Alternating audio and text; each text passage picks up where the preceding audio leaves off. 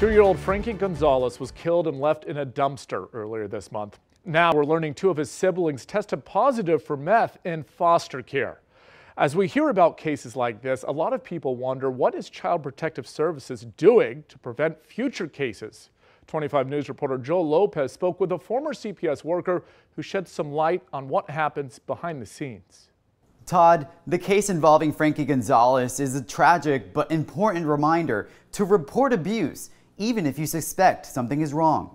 Both parents of 2-year-old Frankie Gonzalez are behind bars after the toddler's body was found abandoned in a dumpster, sparking an investigation by the Department of Family and Protective Services. If you're aware of any abuse or neglect that a child is in, then you have a duty to inform authorities. Brian Howell is an attorney who deals with families trying to resolve cases with CPS. CPS can't live with the parents. They can just do everything they can to make sure that the problems and the concerns they had upon removal are fixed before the children are placed back in their care. Last year in Texas, there was nearly 70,000 confirmed victims of child abuse. That's for children 18 and younger. And as of August of 2019, there were 3,700 CPS caseworkers with an average of about 22 daily caseloads. Did you personally feel like you had too many cases on your plate?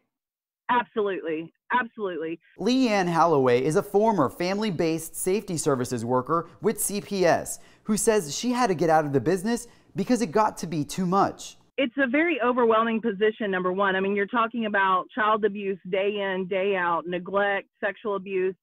I mean, it's an everyday ordeal. Holloway says CPS isn't a perfect system, and when situations happen like Frankie's, both the caseworker and their supervisor are placed on desk duty, but it only adds to the strain as their cases get passed on to other caseworkers. Everybody's trying to do the right thing, but you know, there's a lot of factors involved in CPS cases. So if you're under CPS investigation or feel like your caseworker isn't the right fit, you should communicate with your attorney in order to provide the best and safest outcome for you and your child. Everyone involved wants to do the right thing. And I mean, they wouldn't be in that job and in that position if they didn't have the best interest of the child involved.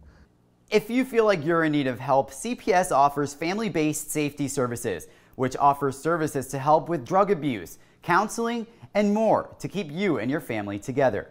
Joel Lopez, 25 News, Waco.